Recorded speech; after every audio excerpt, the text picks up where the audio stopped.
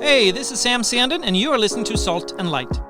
My passion is for you to live out your faith in everyday life, fully alive, and in turn to see the culture around you transform. With a unique perspective as a Swedish immigrant, pastor, small business owner, and politically engaged citizen, my prayer is that this podcast will encourage, inspire, equip, challenge, and mobilize you to become the salt and light God created you to be at this exact moment in history. What a time to be alive, friends. Let's go. Well, thank you so much for tuning in today. In this next episode of the Salt and Light podcast, the focus of these episodes is to talk to you about how to be salt and light, to encourage you, edify you, and educate you, and also give you some practical ways to engage being salt and light in the culture and living out your faith. It's all about being a church that is active outside the four walls of the building, because we know that church is so much more than just a building. So today I have a special guest, a dear friend of ours, and this is Martii. We got to know her in the last probably year and a half or so, I think, and we just love her and her family. Her husband CJ helped set up the podcast studio, so we're very grateful for that, and it's kind of helped teach me how the cameras work. So we're so glad to have them part of our church family. And they actually live on a street, which is super cool. So we get to hang out outside church too, which is a blast. So Martii, thank you for being on the video podcast and the podcast. Thank you for whether having me. people are watching or listening, right? Yes. But yeah, do you want to share just a little bit of your story, how you ended up in Longview of all places? Oh my gosh, yes. Long way from home. I was born in El Paso, Texas, and I was raised in Boston, Massachusetts, on the East Coast. Moved to California, where I met my husband and got saved, and I had my children there. We had our babies there, and then we moved back to El Paso, Texas, right before COVID. Okay. So we stayed there for 3 years, and then shortly lived. We got a relocation to the Pacific Northwest. Is how we ended up in Longview. So we opened the map. And we prayed over the map, and we said, we have no idea where we're going in Washington. We just see the woods. That's all. We see forests. So we opened the map, and we prayed over the map, and we just said, God lead us, and Longview it was. Love it. Well, we're so happy that God led you right here. So yes, we are too. Yeah, we love how you're engaged in our church, being part of worship, and in so many other ways as well. So we're so blessed to have you be with us. So, Thank you. So you traded the heat in El Paso for the rain in the northwest, huh? Yes, I like it though. I mean, I'm allergic to the sun. Fun Interesting. fact. So it's liberating to me that I'd rather do the rain than the sun. So wow. We're good. There you go. Well, one of the reasons why I have you on the podcast is that you have quite an experience in regards to coming from El Paso and then living in El Paso and working and experience the impact of the immigration and illegal immigration at our southern border. And I thought it would be very enlightening for whoever is listening to understand a little bit more what's going on, how do the processes work, and some of the challenges you're facing, both in a practical way, but also as a believer, how to process that, because we know immigration is quite a contentious issue, and that's a lot of baggage that comes with even the topic. So, So how did you get engaged in working with immigration and legal immigration? Loaded question. I graduated with my bachelor's in education, and shortly after that, the southern border opened an unaccompanied minor shelter, and it was just catering towards children. And we were told that it was a Trump administration. And I got it really at that point when you hear the need in the community and you hear the chaos and you're living in, with chaotic borders and you're driving and you see people crossing,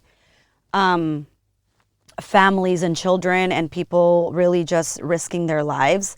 I think you don't care at that point what administration you're going to serve. You just know that you want to serve Jesus and you want to just serve and help. So that was when I decided to take the job offer to the southern border, to the shelter. A lot of questions, of course, were asked. We did have spiritual services for the kids. Which we could talk Jesus, which was nice. Okay. And a lot of the process were being created.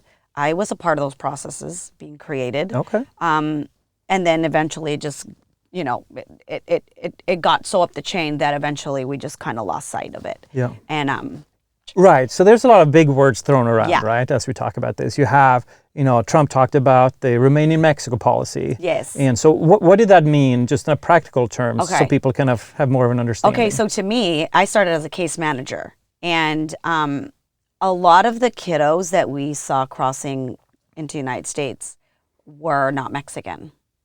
They were Central American kids, so kids from Nicaragua, kids from El Salvador, kids from Guatemala. Those are the kids, and kids that did actually want to come and cross the Mexican border that were Mexican were not allowed. Interesting. They were sent back. Don't know why. We didn't Yep. get an actual explanation why, but we thought that, I think people thought it was eye-opening. It was eyebrow-raising because, I mean, you can, from El Paso, Texas, you can throw a rock and you can hit Mexico. That's Right. how close we are. So I think they also, Mexico, or, a lot of the Mexican younger kiddos, I can speak for, they thought it was easy to cross over since everybody else was crossing. Yeah. And they were sent back, unfortunately. All right. In their perspective.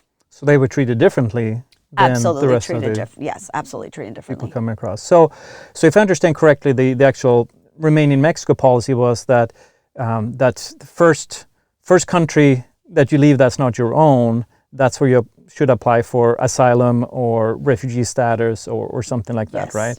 Correct. But what happened, that basically each country just passed them on to the next country, to the next country. Correct. And so what Trump was saying, that Remain in Mexico is like, start the process, at least in Mexico, and then when it's time, move on from there. I think that's what he was talking about. And, Okay. and taking that away now, people are coming across the border on a different way. It's not the Remain in Mexico to go through the proceedings, but everyone who's coming across is just coming across. Yes, it's chaos. Yeah. I mean, I have family members that live still in Texas, in El Paso, Texas, and they have had to physically remove people that that have crossed the border from their backyard. Yeah. Like, they go into the people's backyard. Like, it's crazy. And I think people that don't live that life, or they're not in a bird's eye view of even close to that life, and they just see it in the news, and they really maybe have no opinion about it, or they really have to live it to really, they have to be there to really see the chaos that is happening. Yeah. And I think one of the things that is hard for people, especially believers, to process is, we're to love our neighbor. Yes. And what does that actually look like? Because it might be easy to say that loving your neighbor means let everyone come, let everyone, anyone who wants to come to the promised land of America can come. Mm-hmm. But a friend of ours who was running for Congress recently, she said that when she looked at legislation, she said, what are the unintended consequences? And I think that's one of the things that if you're sitting in Washington, D.C., or even in Washington State to some extent, what does it matter if the borders open and close? But what we start to realize is there's a lot of unintended consequences, and maybe open borders is not the best way of loving your neighbor because of what's happening. And especially with you having worked with minors, I'm sure the amount of stories where kids are being abused to just come across the border. Absolutely. Or the abuse or the trauma that happens even in the process. Mm-hmm. So absolutely. I don't know how much you can speak to the detriment of kids, especially unaccompanied minors, to coming to America. So yes, I mean, how do you process that? I love a lot what you just said. I don't think it is to, love your neighbor is to open the border. I mean, I don't think that's what that means. You have to be safe.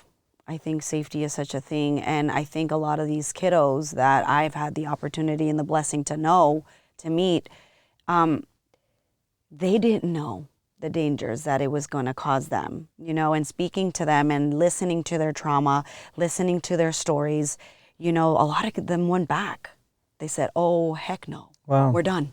Like, we didn't think it was going to cost this much. Yeah. And cost, I'm not talking about money. Right. That is a factor. Sure. But the price they had to pay, whether they had to stop and work, along the way. Yep. Or they had to be trafficked.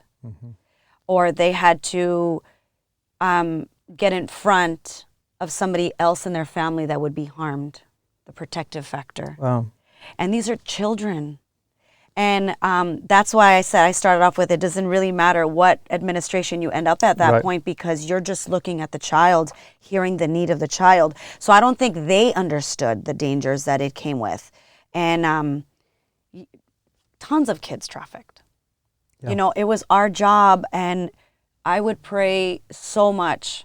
I would say, God, just give me the wisdom and give all of us the wisdom, because there was hundreds of people working there, and give us the wisdom to listen and to hear and catch the lies or catch the, you know, the cracks in the system, catch them, because it's scary. And a lot of kids trafficked, a lot of kids with trauma, mental health was, I think if it was anybody that would last in the camp, would be the mental health, the clinicians and the mental health umbrella, because those kids came with a lot of mental health issues. Yeah. Because of what they just experienced. Right. And crossing. Never mind what they started with. Yeah. Only crossing. Yeah. So it's it was sad. I remember the first week that I worked there, I cried every day. Wow. Every day. I cried every day. I would come home. I think my first paycheck was like $6,000-$7,000 because I didn't go home. I was working overtime, and it was just 1 week. Just 1 week of 24 hours, just going, because the need was so great. Yeah. Policies were still everywhere. Yeah. And I mean, I cried every day because I was just like, God, what are we gonna do? Yeah. And you know, it's sad to know that people it took them a long time to catch on. Right. A long time. Right. And especially, I think with the issue of minors, we just heard in the news even in the last week or so that in the last, I don't know if it was last year or the last 4 years, but there's 300,000 missing minors.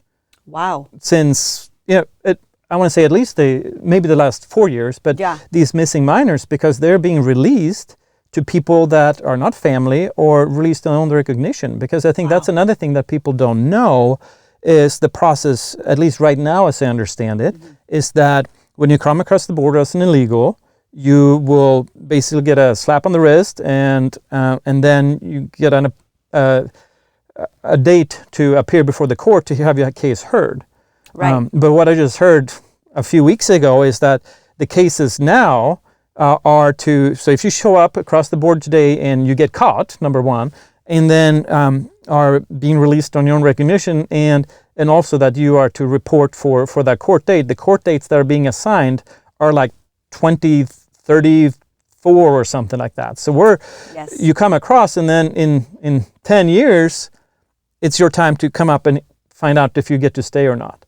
Yeah. And this is not how a system will work. And again, those unintended consequences where it's so many impacts, it's so multifaceted, and it's not just about, loving your neighbor, because loving your neighbor, again, is multifaceted. So what about, like mentioned, family who has big issues in their very own community because of what's going on? You have the fentanyl that we see even up here in Washington that is just flooding across the border. It's not just people, it's also drugs and other things. And we just even saw in the news this week about the gangs from Venezuela coming in and taking over apartment complexes in Colorado. So it's very complicated. And I think, there needs to be a process of doing this and doing it safe. Because if there's no process, you're encouraging everyone and anyone to come across. And I understand that there's valid reasons to escape and seek asylum and all those things. Sure. And I think it's falling through the crack because of everything else going on. Right. And I think I think one of the things that needs to be looked at is how they get here. Right. Because, the caravans and the operations that happen in the other countries, that these organized, things that are happening to get them here, that's where you stop it. Because here, it's just kind of like, anything goes and go to America, they'll figure it out. And we're looked at as a little bit of a joke to them. Yeah. Even though they are coming for asylum. They are coming because they need, right? Yep. There's a need. But they're like, they'll figure it out. Right. And you need to stop the crime at the country before they get here. Yeah. Because those are the masterminds. I mean, they pack a bunch of kids in one van. Yep. I mean, the way it happens in the movies, the way they are representing it, like, it is not just a film. It is the truth. I've heard stories. I mean, again, I've heard stories that will leave you in tears. Yeah. And it's scary. Yeah. It's a real scary thing for them. And it's scary for me as an adult to listen to, never mind for a child that is 13 years old crossing. It's a whole who becomes a pawn in this scheme of corruption and crime. Right. Because the money that families had to pay to coyotes, and that's not the animal, just so you know, to get across the border is insane. Plus, that's right. It financed the cartels, it financed, the organized crimes. Organized crimes, right? And we've heard through the movies, right? If you sell a drug, you have to sell another drug and another drug. But if you traffic someone, you can traffic the goods again and again and again and again. Yeah. And in the open borders, these kids, sorry, and I don't fueling mean to this. No, you're good. But like a lot of these kids, they're kids. Yep. They're lied to. They believe it. So some of them, come from very innocent backgrounds, while others don't, and others do walk in with the gangs and the gang tattoos, and we know, you know them, you can tell. Some of them openly share. Some of them tell you. Yeah. They're honest.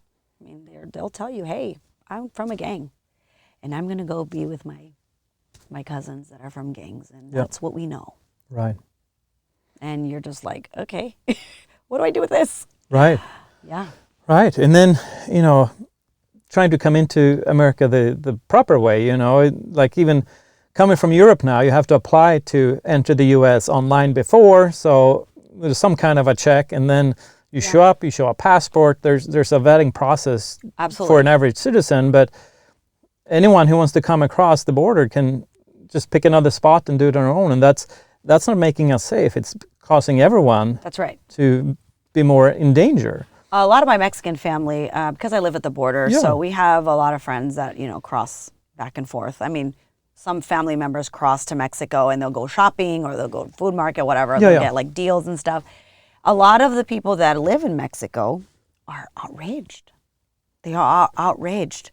They're like, we have been waiting here for years to try to get residency 20 feet away from us.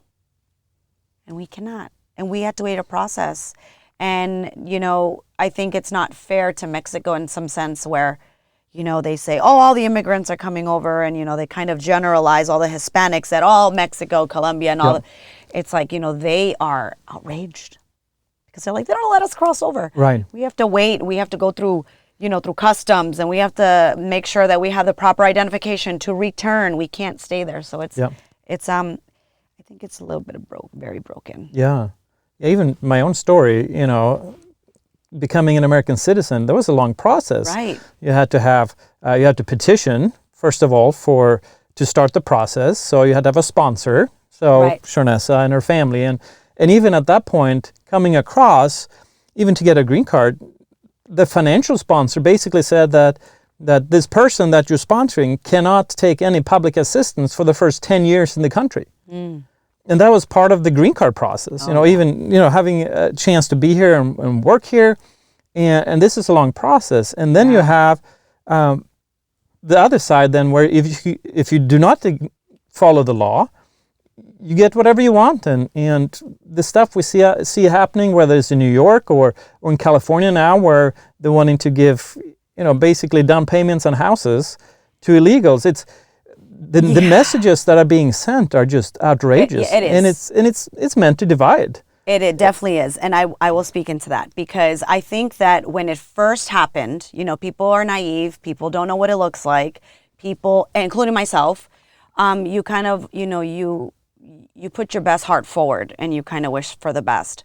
But then when you see it manifest into what it is today, hold on, red flags. Yeah. You have to really take a really deep breath and pause, which is one of the reasons why I actually ended up exiting, the shelter, other than the fact that they transitioned into closing it down, opening others. Yeah. That's a whole nother conversation. But one thing that I realized is this is getting ugly. This is getting worse and worse.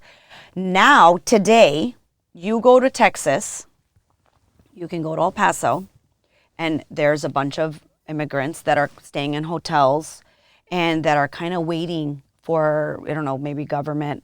I don't know what they're waiting for. Yeah. But they're waiting for an opportunity, whatever that is to them.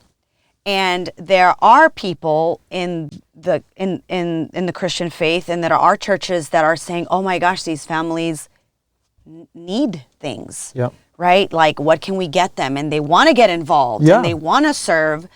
And what happens is I've seen churches like gather a bunch of stuff like socks and toiletries and really wholeheartedly want to do Jesus's work, want to do God's mission. And I've seen families reject it, reject the goods that people have gathered for them, the communities and the hearts. And I've seen families reject them and say, we don't want white, bland t-shirts. We want Nike. So next time you bring me Nike, you bring me Nike socks. I need Nike shoes. So they're like putting orders like, okay, we don't want that anymore. Right. We don't want generic.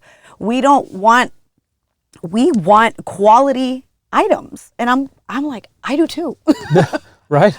Americans do too, but sometimes we can't get that. So, but it breaks my heart that I see people that their heart's in the right place and their intentions are good, and only just to be left disappointed, saying, well, maybe this isn't what you thought it was. Yeah. Just like it wasn't what I thought it was. Right. And we're being sold the idea that unless we just love, unless we completely accept, unless we completely get behind the concept of the open borders, that somehow we're not following Jesus. And that is not true. That's not true, no. In looking how God even set it up, and we had, in Genesis 11, where you have the Tower of Babel, right? Where the whole world came together, this global empire, and God says, no, that's not what I have for you. You are to spread out. You are to have nation borders and compacts. Yeah. And there's a global agenda, I believe, to take that apart, to blend again, and to make this whole global village, I think they call it, right? And we're being told that if we as believers have any opinions about that we're narrow-minded, or we're bigots, or we're xenophobes, right? And it's just insane, because we have bought into that someone else is using Scripture against us, I think, and telling us what we should do instead of hearing what the Lord is saying, what the Holy Spirit is saying. Yeah. And I think what has happened in this dialogue, or the lack of dialogue maybe, is that we've have these victims, especially those they're fleeing for their lives, and they need the venue, or the avenue rather, of asylum, and that they are true refugees, and there's a place for that. But in the midst of this swarm, all these unintended consequences happens, like the trafficking, the drugs, and empowering the warlords or the drug dealers. We're in a world that is more volatile right now than it's been in a long time. So whether we have other bad actors from other countries coming across the border, where they're coming alone, and all these military-aged males who they're not looking for the American dream, they have other things in mind. And it all becoming less safe. And I even heard that our northern border, which we don't hear much about in the news, but even, we're right next to Canada.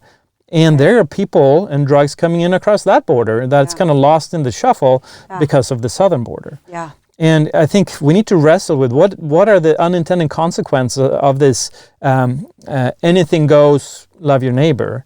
And what is truly loving your neighbor means, because to love your neighbor is not allowing them to be trafficked.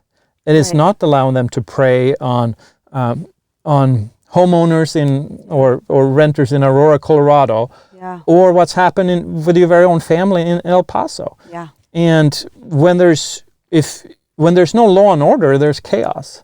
Oh yeah. And God is a God of order. Mm-hmm. And I think that if we keep encouraging this chaos, it will be utilized to divide, to pit us against each other. Absolutely. And instead of finding a solution that can work.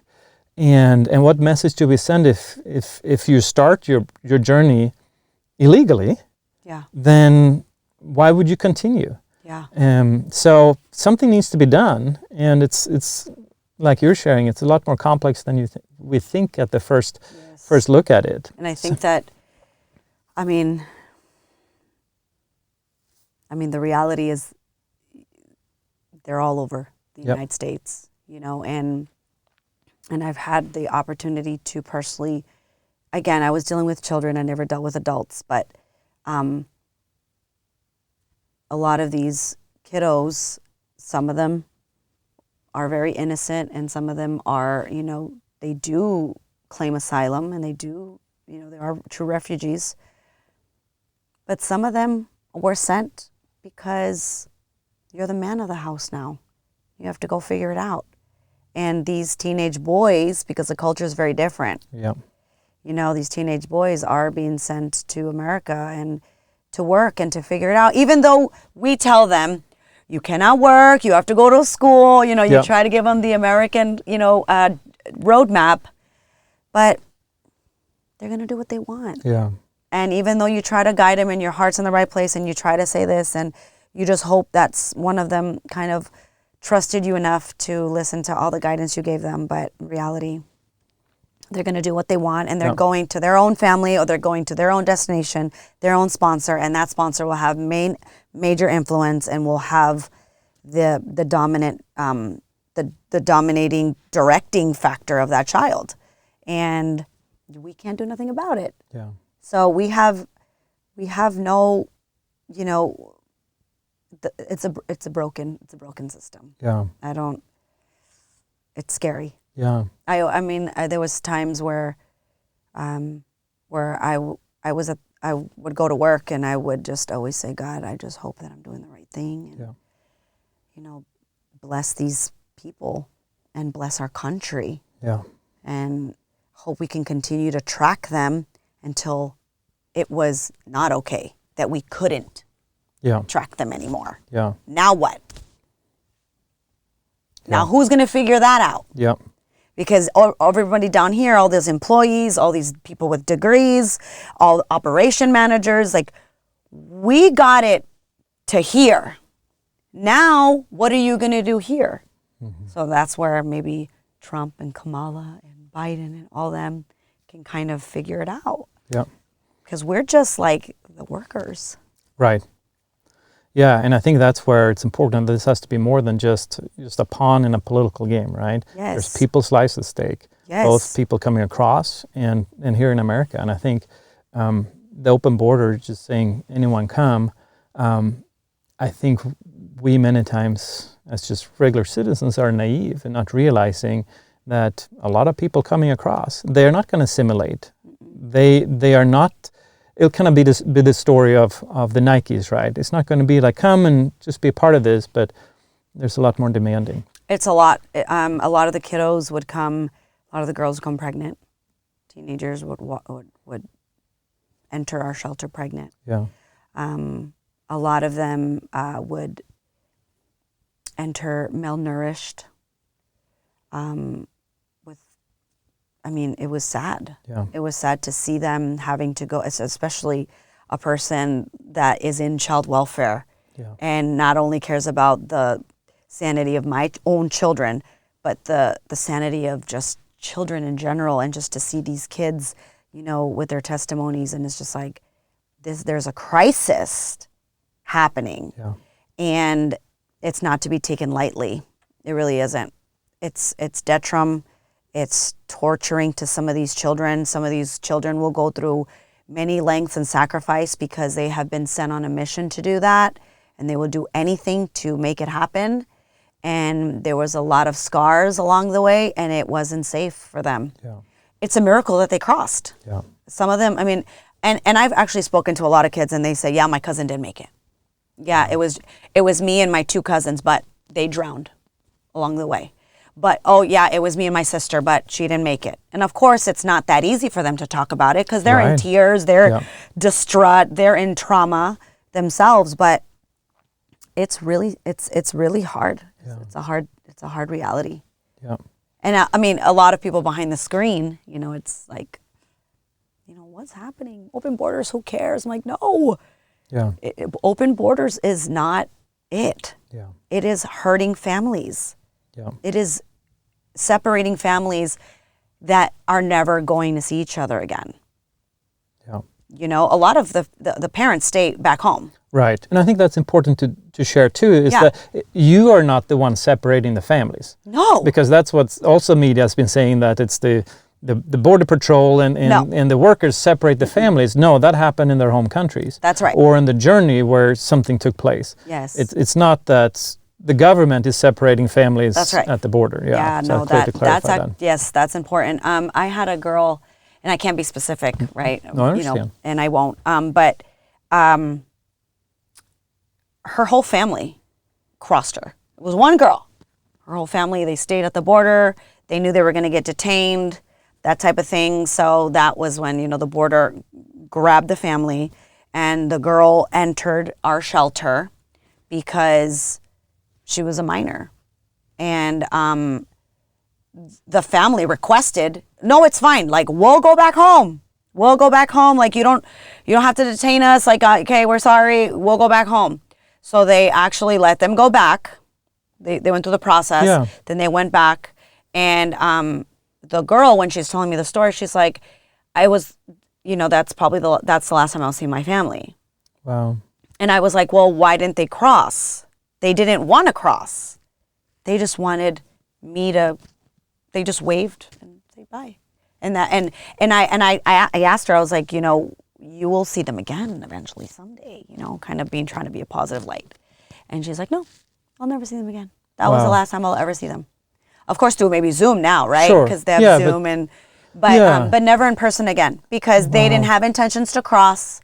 They just knew that she needed to cross for whatever reason, for work, for whatever that they had her. But yeah, these families are divided from there. There's a lot of families that stay there, that don't have any interest of staying, and they sell everything, their life savings. They sell their whole houses. They sell everything for that one child to cross, or their family to cross. And they have nothing. They're left with nothing. And then only these coyotes this is again where I say that is the issue. These organized crimes saying, oh, pay me $5,000, $7,000, $15,000. It starts there. Yeah. And then everything else, after that can be controlled, or they're selling this false promise that if you just pay us, your daughter will have a better life, and no hints of trafficking or anything like that, because they're so desperate for that change. Right. Yeah. And these, I think these families innocently, some of the ones that stay behind, they do have that mindset, well, none of us were able to make it. Yeah. Whatever make it is to somebody. Right. But then they have this child that crosses, or they have this family member that crosses, and they did not realize what they were going to have to do along the way. Yeah. Because it takes weeks. Yeah. Oh, more than that sometimes if you come from Venezuela or South America, right? That's right. I have had some kids walk. Yeah. And some people are like, yeah, right. Oh, no. I've seen people's feet. Some people have no toes. Some kids have no toes. Some kids' feet were like blistered. It's like the sacrifice that they're coming with and what they have to do to survive is really scary. Yeah. So if people are into child welfare and they do care about humanity and they're into all these, things that they say they are about human life, then they would have a little bit of compassion that they are sold an idea that is not true. Yeah. And they will do anything to survive. Some kids have to work to get here. I'll say this. So families will say, okay, I'm going to pay $10,000 for my son to cross to have a better life. Yeah. Okay. Well, let's just say the coyote just says, okay, well, we're only going to drive to wherever I want to. Yeah. Your family's never going to know that.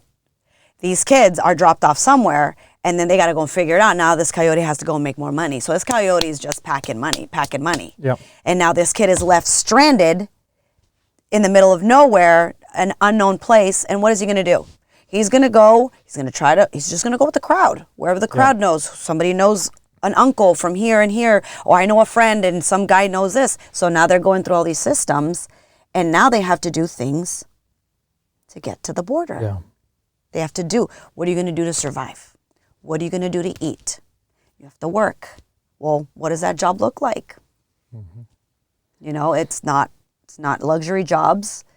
They're dirty jobs, and you have to be aware of that. Yeah. It's really what it is, and people just have to wake up. Yeah. It's not what we think it is. Yeah. It's dangerous. Yeah. And then again, they're the pawns in this game, that they're the victims all around. Absolutely. Because you have then here where this open border is also to help facilitate, things like voter fraud, where illegals get to vote. And that makes no sense. Yeah. To me, that makes no sense. Or driver's license. Why would you give a driver's license to an illegal? These are the things that doesn't make sense. These policies that no one in the right mind can justify these as compassionate, because you're breaking a law to break the law again, basically, right? Right. And like in Sweden, you have to show ID if you're going to vote. It's no other way around it. Right. And here, where again, it sounds good that the word is compassion, right? We need to have compassion, but so much is ulterior motives, whether there's for votes or for other things or kickbacks and all these things. But the way we're doing it's not compassionate. It's not loving them Jesus' ridiculous. way. Yeah, it's ridiculous. And I think we need to look deeper and go beyond just the platitudes of the simple solutions or simple ways to do these things. Right. And, I mean, you need, like you said, you need an ID to vote. I mean, you need a driver's license to drive. We have been trained as Americans to go by the order for so long. And I mean, you can't even get a work permit. Right. If you're 16 years old, you can't get a work permit. Your mom and dad have to sign that off for you. It's like, and then now everybody can vote. All for all. Right. Yeah. Yeah, it makes no sense. If I went to go, and get a cell phone, I have ridiculous. to the credit and all these kind of things, and the double standards is just, again, it's pitting people against each other, and it's not just, it's not right, and we need to rework the policies, we need to rework the process and find ways to do that, but this anything goes has to stop, because a country divided is going to destroy itself. Yeah, it's going to fall apart, and we need some shift in this. And I think people like yourself that are engaging, working on the, when you did on the front lines in a sense, and caring and ministering to these kids are so important. But at the same time, we need to look at the bigger picture as well of whether it's supporting a law enforcement to deal with the drug interdiction and things like that. Because it's destroying families, it's destroying life here, because we are saying anything goes. Yeah. It's all those unintended consequences, and the cynic in me want to say that some of these unintended consequences are very intended consequences from certain people. Yes. And they're manipulating. Yeah. And I think as Christians, and I'll speak for myself, You know, sometimes because, you know, you do love Jesus and you are a Christian and you follow, you know, Christian values, I think sometimes, even though that, you know, that it makes us humble in that sense, but it could also blind us to what is happening, all the darkness you're really surrounded by. I think, and that's my personal experience, is you're on a mission to do God's work, and you feel fulfilled and you know God's answering your prayers, but then if you just look up around you, you can see the storm and all the darkness that's happening around you. So the manipulation is still happening whether you're a believer or not. And I think the prayers just give you peace about that through the midst of the storm, right? Like God asks us to, but at the same time, don't walk around with no wisdom, because you need God's wisdom to move forward and excel. And that was my prayer. I was like, God, give me wisdom. I don't know what I'm doing. I got to a point where I'm just like, there's a big question mark here. And you can't save the world. No. Whether you're in child welfare or whatever, you know, you can't save everybody, but there's some, you got to look at yourself in the mirror, really, and look around you and see the manipulation that is happening before your eyes, and wake up. And whether you're a Christian or not, don't get sideswiped, because they're going to tackle you. That in that sense, you know, they're coming for you. And you know, I one of my prayers, and this is a silly thing, and I know God laughs at me all the time. One of my I always say, God, don't let me be like a sleepy Christian. And what that means to me is, don't let me be blinded by the foggy smoke, by the lights, by the manipulation. And just because, you know, I claim to be a Christian and I claim to be loving and compassionate and empathetic and all the things that Jesus wants me to be, don't let me be stupid. Right. Where people can take advantage of me, people can manipulate my thoughts. You know, that's so important to me, because we can easily fall into that. Like, oh, it's okay, we don't have to do anything about it, it's fine. No, you do. You have to speak up. You have to really fight for what is right, really. Yeah, it's so true. I think we've fallen into the trap of, you know, being that kind, nice Christian. Nice. And we're supposed to be nice, but at the same time, right, it says be wise as serpent and innocent as doves. That's right. And I think the world has abused that innocent as doves to kind of guilt us and get us to wholeheartedly, you know, go all in, all compassion without the wisdom. Right. And that's something I've learned over the years working in the mission field with taking mission trips and trying to engage and be a help, whether that's in Africa or South America or even in our community or in Portland, for example. And it comes to a point where helping actually hurts. Yeah. Because we need to not just come in and be the relief at the moment, but the idea is to restore and rebuild, right? And if all we do is keep giving you Band-Aids instead of helping you become whole, we're missing it. Teach them how to fish. Right, exactly, right? Because if I just come in and you know, give you that Band-Aid, give you that thing for the day, I feel good, but you're just a day, maybe surviving another day, instead of, okay, how can you then break this cycle of poverty? How can we make you feel valued? How can we help you to find the pride of being a contributor to society? Because we can go every day and do things that makes us feel good, but it's not about us feeling good. It's about it never is. Being salt and light, being like Jesus. And sometimes he had the whip out, and sometimes he had very much compassion, right? And it's finding that balance. And that's what's hard, but that's why we need the Holy Spirit. Yes. Because we need the Holy Spirit day in and day out. We cannot do it in our strength, because I can't even trust my own heart, right? The Bible says it. It is deceived. Yeah. So kind of coming to a close on this, so what are some takeaways? You know, we've touched on that already in the last little segment here, but what encouragement would you want to give to people who are overwhelmed by the status we're in, and maybe expand of, you said, you know, give me wisdom and just being in that place of relying on the Lord. Really just don't be don't be a blind Christian. Yeah. I mean, don't be blind. It's in front of you. You know, if it walks like a duck and talks like a duck, don't call it a camel. It's a real thing. And I think, you know, with media and stuff and like, you know, the world we live in, we can get really, what's the word? They alter our perception sometimes because, you know, you come with an idea or God has spoken to you personally, and then somebody else is on the media or reel or an interview or something, and then they say something completely different, like, oh yeah, that's true. So it's like, which one is it? Yeah. Is it your heroes and the idols and the people that you follow, or is it God's voice in your life? So I think the closer that we get to God, the more that we will see, you know learn His wisdom. Yeah. And He will show up. Yeah. Yeah, it's staying in the Word, being rooted and grounded, because God's Word is true.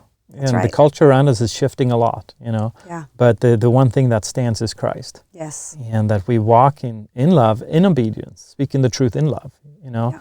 And I think another thing too is important, that we have to engage. We can't sit on the sideline. No. And the whole idea of like, I don't want to get involved, or I'm just going to mind my stuff over here. Well, the Bible calls, when we know what's right and don't do it, it's the sin of omission. We're very good at talking about the sin of commission, right? When we do the wrong things.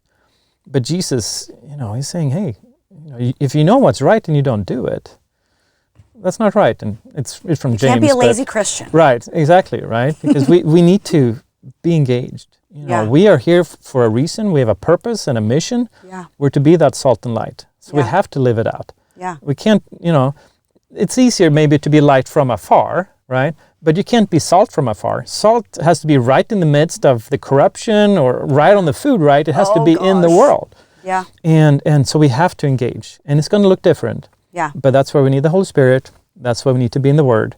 Yeah. And we need to take what the world is throwing at us with that grain of salt, and like you said too, have our eyes open, to not just knee-jerk right away do what feels right, but see what's the bigger picture here, what's the story, and how can we engage. So, and I mean, that's the church, right? We all play a different body part. That's the church. Yeah. So people that go to church all the time, it's like you can't just be in a building and do church forever and not really want to be used as a body of the church to continue to do God's mission on another level.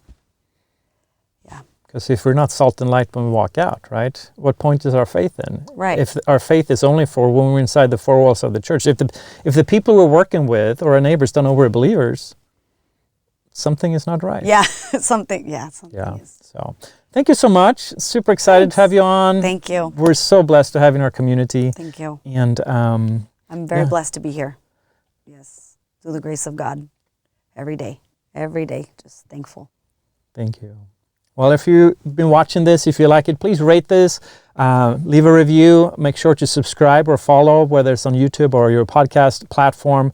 But we hope to keep bringing you people like Marty or other people as well, to just help you and be salt and light, to equip you, encourage you, and mobilize you to live out your faith outside the four walls of the church. So thank you so much, and we hope to see you soon.